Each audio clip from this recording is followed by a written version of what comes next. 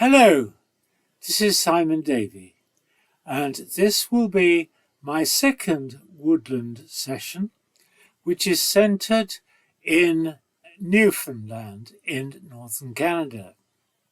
In 2007, members of the British Lichen Society met up with other lichenologists in Newfoundland.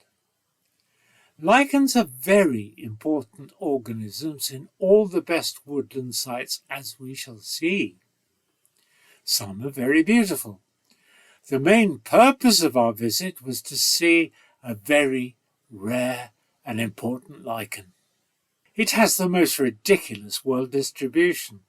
It used to occur in Norway, and now occurs in a very few sites in Canada, and it was recently found in a new site in California. And that's all there is. This visit gave us the opportunity to see some fine examples of northern softwood forest, to see what grew and lived in it, and learn about its ecology. As in woodland, we have already looked at a certain altitude in an area known as Hawk Hills, the tree species struggle to grow higher than the surrounding vegetation. Lower, there are two main species of fir. These are Abies balsaminiana, balsam fir, and Picea mariana. We visited a special piece of woodland at Whitburn Park, introduced here by the famous lichenologist Ted Achty.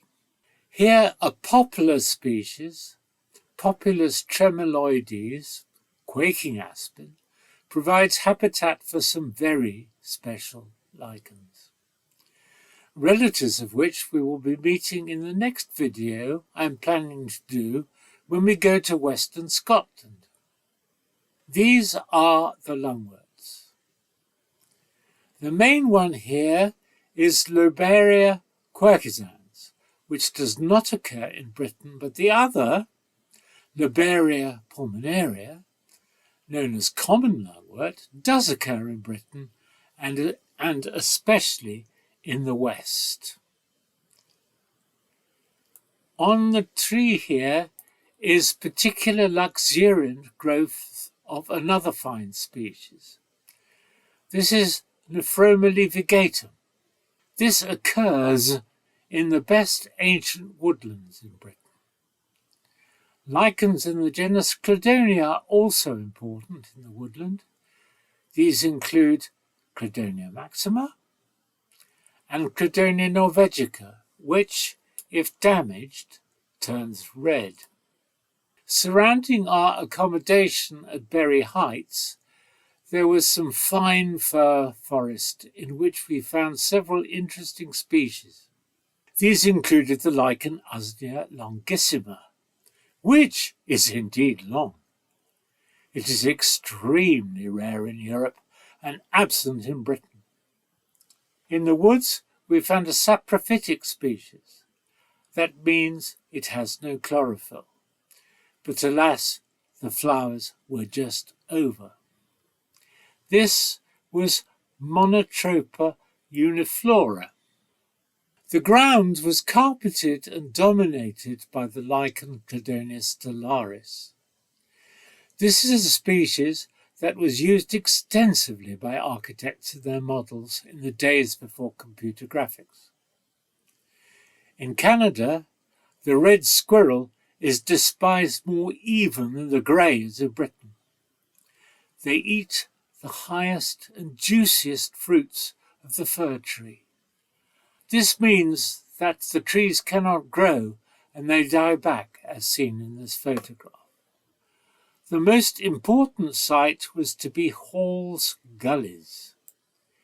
It was here that we saw our special lichen, Erioderma pedicillatum, as well as its relative, Erioderma mollissimum. We also saw a strange little moss that has no leaves and little more than a fruiting body. This is Buxbaumia aphylla, which is also very rare in the UK. The Latin name means it has no leaves. On the ground we saw the twin flower, Linnea borealis, named after the great naturalist Carl Linnaeus. While in Europe the flowers are pale and almost white, in Canada they are pink, and it is represented by the variety Linnea borealis var. longiflora. Hawk Hills was exciting, and here is my wife Amanda sitting on juniper woodland. I hope she's comfortable. The species here was Juniperus horizontalis. The two first species managed to creep around amongst the vegetation. Here was found a very interesting shrub species, alpine bearberry, Arctos alpinus. Unfortunately, it is not in flower, and it very, very rarely flowers in Europe. In Europe, it is very northern and extremely rare in Britain.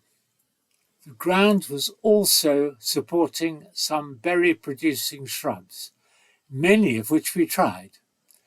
The tastiest was reckoned to be northern bilberry. Thank you for being with us this evening, and we hope you enjoyed what I had to say and show. And I hope that you will come along to the next recording, which will be about Western Scotland.